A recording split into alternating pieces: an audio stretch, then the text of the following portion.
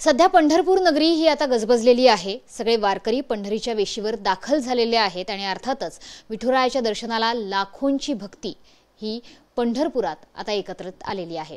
मात्र ह्या लाखोंच्या वारकऱ्यांना एकत्र बांधून ठेवणारी एक प्रशासकीय मोठी ताकद या पंढरपूरमध्ये कार्यरत आहे। आपल्या सोबत सोलापूर जिल्ह्याचे जिल्हाधिकारी आहेत कुमार आशीर्वाद सर।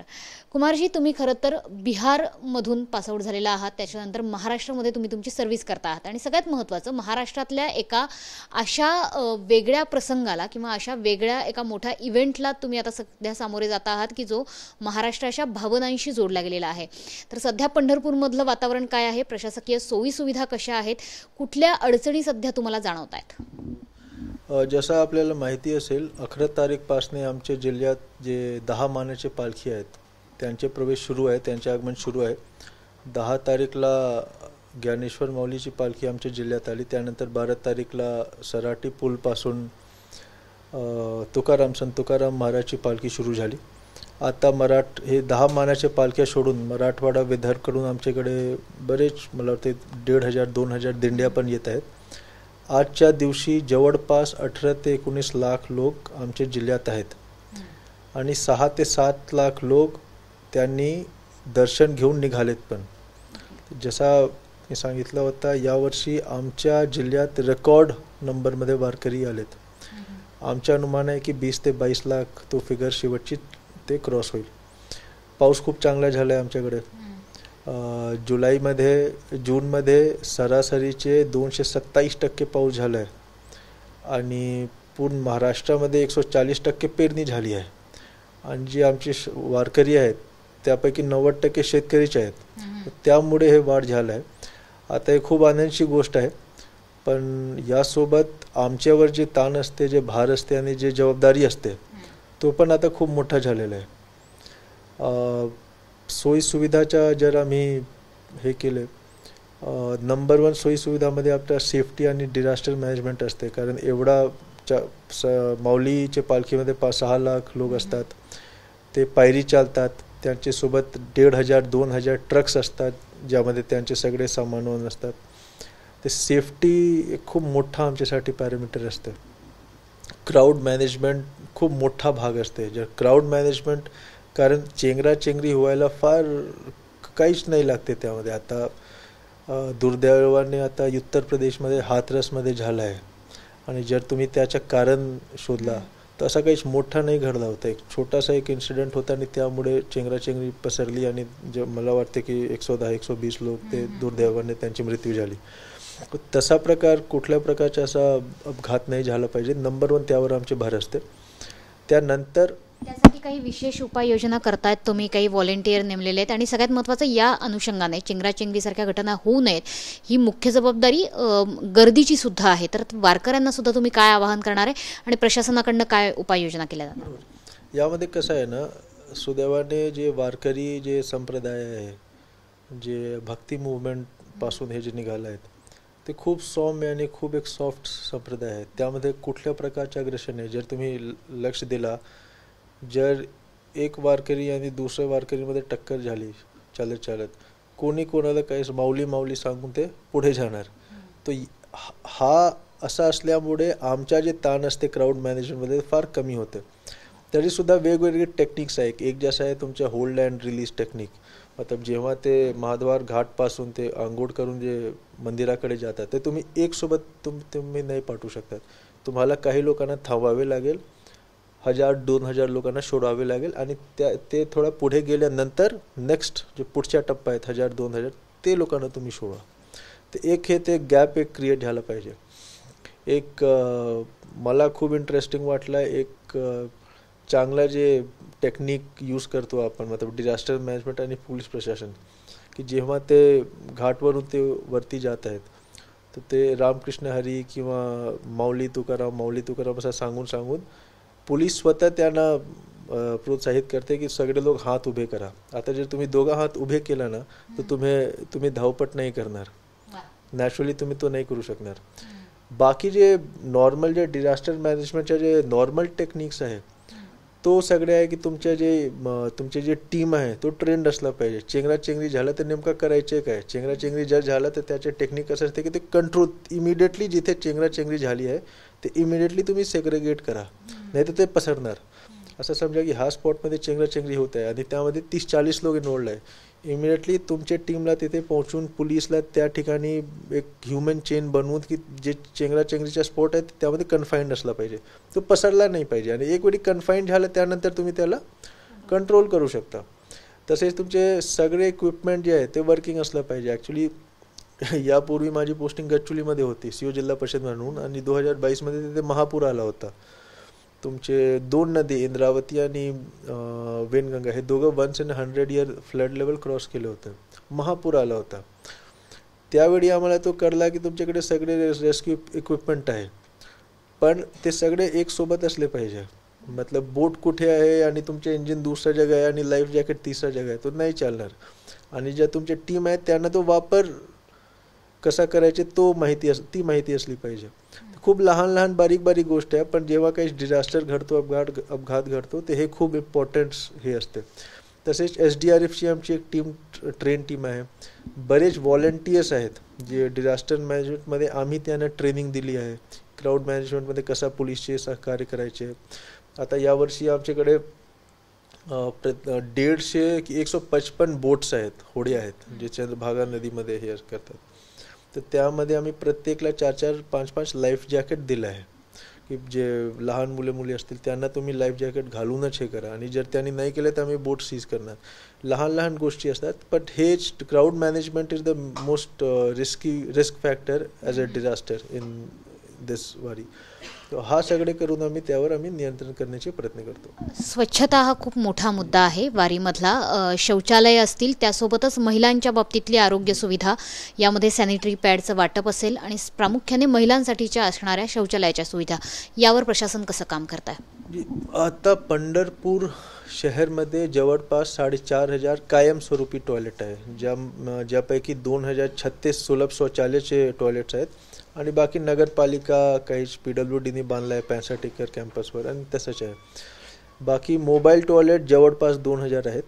आणि या व्यतिरिक्त जे पालख्यांचे सोबत जे टॉयलेट्स चालतात, जसं माऊलीची पालखी आहे त्यांच्यासोबत 1800 टॉयलेट्स चालतात. ते जिथे ते पालखी तलवर थांबतात त्या ठिकाणी ते इन्स्टॉल होतात.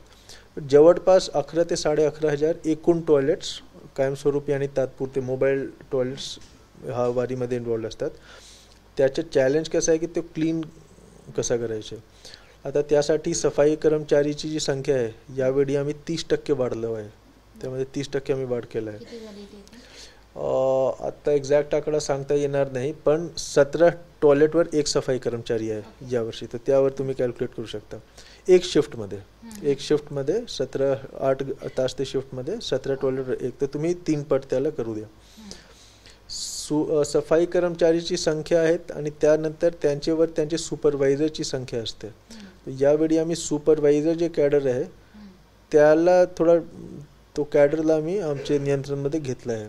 बरेचदा काय होते, कारण जे सफाई कर्मचारी आहे त्यापैकी 70-80% ते कोणी एजन्सीचे आहे, जे कॉन्ट्रॅक्टर जे आउटसोर्सिंग ज्याला मी केलं आहे तो एजन्सीचे तो सफाई कर्मचारी असतात. त्यांच्यावर सुपरवायझर जे कॅडर आम्ही नेमलं आहे आणि सुपरवायझरला आम्ही थोडा कंट्रोल केलं आहे. त्यामुळे सुपरवायझरने सफाई कर्मचारी करून यावेळी ते काम करून घेतले आहेत. दुसरा मी काय केलं आहे की बघा, तुमच्या जे मोबाईल टॉयलेट कायमस्वरूपी टॉयलेटबद्दल त्यांची साफसफाईबद्दल फार अवघड विषय नाही आहे तो, पण मोबाईल टॉयलेटमध्ये एक प्रॉब्लेम आहे. तो काय आहे की मोबाईल टॉयलेटच्या जे कॅपॅसिटी आहे ते 200-225 लिटर आहे. एक वेळी तो भरला त्यानंतर सफाई कर्मचारी काहीच नाही करू शकणार, ते चोक झाला तर तुम्हाला ते वारंवार सक्शन मशीनचे वापर करून ते क्लीन करावे लागते. आता सक्शन मशीनचा नंबर आम्ही यामध्ये मला वाटते दुप्पट केला आहे, पण सक्शन मशीनमध्ये पण एक प्रॉब्लेम आहे. तुमचं सक्शन मशीन आहे ते सकआउट केला, पण तो मूव्ह करण्यासाठी जागाच नाही आहे, कारण पूर्ण वालवण, पूर्ण पालखी तट सगळे रस्ते पॅक आहे. या वारीमध्ये आम्ही पोलीस डिपार्टमेंटच्या सोबत आतापर्यंत खूप चांगला कोऑर्डिनेशन आम्ही ठेवू शकलो आहे. आणि जसं आम्ही ॲम्ब्युलन्ससाठी कॉरिडोर बनवतो त्याप्रमाणे पोलिसने कॉरिडोर बनवून ते सक्शन मशीनला बाहेर काढलं आहे. ते सक्शन मशीनने त्याच्या कचरा डंप केला आणि परत ते लागले आहेत. त्यामुळे टॉयलेट्स चोक नाही झाले आणि त्यानंतर सफाई कर्मचारी सुपरवायझर मार्फत आणि सफाई कर्मचारीनी हे आम्ही साफसफाई केलं आहे. जेटिंग मशीन हे सगळे देणं सोपं आहे, पण हे जे मुवमेंट आहे तो आम्ही या वारीमध्ये आम्ही आतापर्यंत यशस्वी झालो आहे. डेडिकेटेड लाईन दिलेली आहे शौचालयांना स्वच्छ करणाऱ्या सक्शन्स मशीनना. हो एक्झॅक्टली. पण ते एक टाइम स्लॉटमध्ये पूर्ण वेळ ते हे नाही आहे. दुसरा जसं आत्ताही मी तुम्हाला चॅलेंज करू शकतो आणि मी खूप आत्मविश्वासने बोलतो की जर तुम्ही जाऊन आत्ताही टॉयलेटची तपासणी केली कुठेही, तुम्हाला 99% टॉयलेट एकदम स्वच्छ दिसेल. कारण मी स्वतः बघितलं आहे, माझे CEOs बघत आहे, तर 99% तुम्हाला टॉयलेट जे स्वच्छ दिसतील. आणि जे वारकरी आहेत त्यांच्याकडून पण हीच प्रतिसाद भेटली आहे की यावेळी अनबिलिव्हेबल क्लिनलीनेस टॉयलेट्समध्ये आहे. तर हे आमच्यासाठी खूप अभिमानाची गोष्ट आहे. महिलांसाठी आरोग्याच्या सुविधांबाबत विशेषतः सॅनिटरी पॅडची सुविधा दिली जाते का? कारण अनेक महिला आपल्या लहान मुलांना सुद्धा घेऊन येत आहेत, त्यांच्यासाठी हिरकणी कक्षाची देखील स्थापना तुम्ही केलेली आहे. तो महिला जी वारकरी आहेत त्यांचे थोडा विशिष्ट त्यांचे गरज असते. पहिला जे आहे ते जसं मी सांगितले की टॉयलेट्स आहेत, ते जे महिला वारकरी आहेत त्यांच्यासाठी पण आम्ही पुरेशे संख्येमध्ये टॉयलेट्स उपलब्ध करून दिले आहे. त्यानंतर आम्ही प्रत्येक पालखी तळ आणि रस्त्यामध्ये बीचमध्ये आम्ही हिरकणी कक्ष स्थापित केला आहे. त्यामध्ये आम्ही सॅनिटरी पॅड डिस्पोजल मशीन पण आम्ही ठेवलं आहे. It is free of cost, मोफत आहे. तो आम्ही ठेवला आहे. वालवंटवर ठेवला आहे, प्रत्येक जागा ठेवला आहे. तसेच जो परंपरा आहे तो असा आहे की तुम्ही महाद्वार घाटमध्ये जाऊन आंघोळ करणार आणि त्यानंतर तुम्ही मंदिरकडे जाणार. बीचमध्ये चेंजिंग रूम्सचे आम्ही एक चांगला, मला वाटतं की जवळपास 40 चेंजिंग रूम्स आम्ही चांगल्या दर्जाचे, तुम्ही आता वालवंटवर जर तुम्ही गेला तुम्हाला दिसेल चांगल्या दर्जाचे आम्ही चेंजिंग रूम्स यावेळी आम्ही तयार केलं आहे. पण एक निर्भया पथक पोलीस विभागने, पोलीस प्रशासनाने एक निर्भया पथक सुरू केली आहे. त्यामध्ये ऑल फिमेल पोलीस ऑफिसर्स आहेत. आणि वारकरी संप्रदाय एवढा चांगला आहे की कुठल्या प्रकारचे ईव्ह टीजिंग आणि छेडखानीच्या हे आतापर्यंत मी नाही ऐकलो. तरीसुद्धा एक आम्ही निर्भया पथक आम्ही तयार ठेवलं आहे. महत्त्वाचे 2 मुद्दे. एक, चंद्रभागेच्या बाबत प्रशासन नेमकं काय दक्षता घेते? कारण एकीकडे इंद्रायणी नदी प्रदूषण मुक्त करण्यासाठी महाराष्ट्र सरकारने पाऊल उचललेलं आहे. चंद्रभागेची सध्याची परिस्थिती काय आहे? चंद्रभागा नदीच्या काठावरती काय व्यवस्था करतोय? आणि दुसरी गोष्ट म्हणजे मंदिर संवर्धनाचं काम सुद्धा दुसऱ्या बाजूनं आपल्याकडे सुरू आहे. मंदिराला मूळ रूप देण्याचं जे काम आहे ते देखील सुरू आहे. तर या दोन्ही गोष्टींवर प्रशासन काय काम करत आहे? बघा, राज्य शासनाने एक नमामि चंद्रभागा म्हणून एक प्रोजेक्ट सुरू केला आहे. त्यामध्ये बरेच प्रोजेक्ट जे त्यांचे घटक आहेत ते एक्झिक्यूट पण झालेले आहेत. जे नदी स्वच्छ करण्याचे जे हे असते ना, ते फार एक चॅलेंजिंग गोष्ट आहे. तुम्हाला जे नदीच्या काठावर जे सगळे गाव आहेत, शहर आहेत, त्या ठिकाणी नंबर 1 तुम्हाला STP तुम्हाला सेट करावे लागते. नाही केलं तर त्यांचे जे सिवेज आहे ते थेट नदीमध्ये जाईल. सिवेज ट्रीटमेंट प्लांट सेटअप करणे ॲक्च्युली ते खूप एक कॉस्टली एक गोष्ट असते. प्रत्येक विलेजमध्ये तुम्हाला त्या प्रकारे त्यांचे जे सिवेज आहे, त्यांचे जे वेस्ट आहे, त्याच्या ट्रीटमेंटच्या तुम्हाला फॅसिलिटी करावी लागते. आता जेव्हा गावामध्ये ग्रामीण भागमध्ये हे तरीसुद्धा थोडा सोप आहे. जर मोठा शहर आहे किंवा इंडस्ट्रीज आहेत इंडस्ट्रीज आहेत तर त्यांचे वेस्ट ट्रीटमेंट ते खूप महाग गोष्ट असते. तरीसुद्धा नमामि चंद्रभागा मार्फत पुणेमध्ये, सोलापूरमध्ये, बरेच गावमध्ये आणि बरेच नगरपालिकामध्ये त्यांनी ऑलरेडी STP आता सुरू केली आहे. हे तुमचे एक जे प्रमुख भाग झाला तो.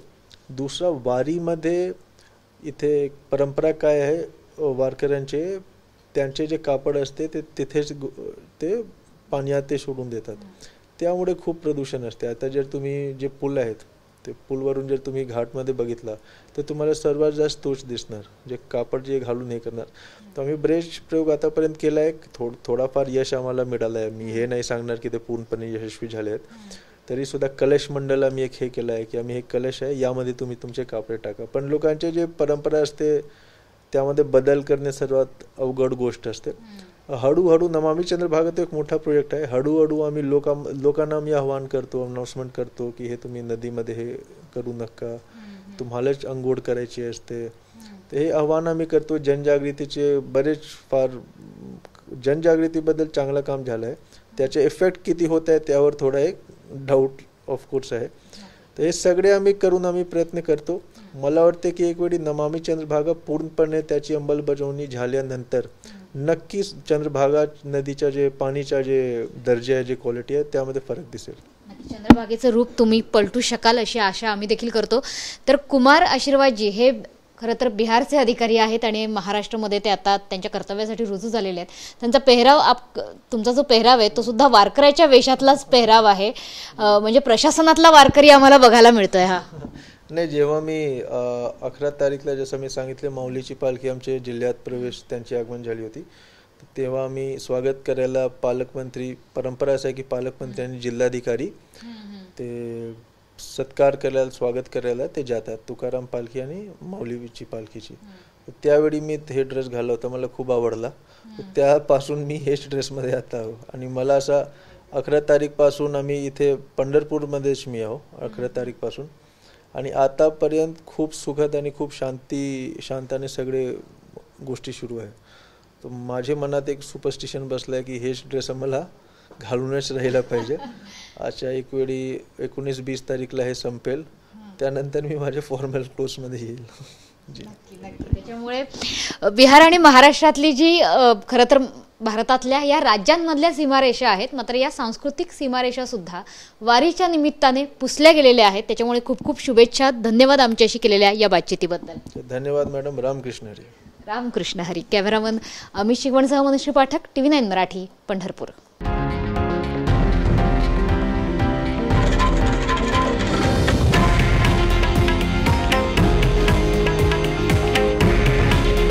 हे आहे देशातील नंबर 1 न्यूज नेटवर्क आणि आपण पाहत आहात TV9 मराठी. काळजी तुमची, हित महाराष्ट्राचं.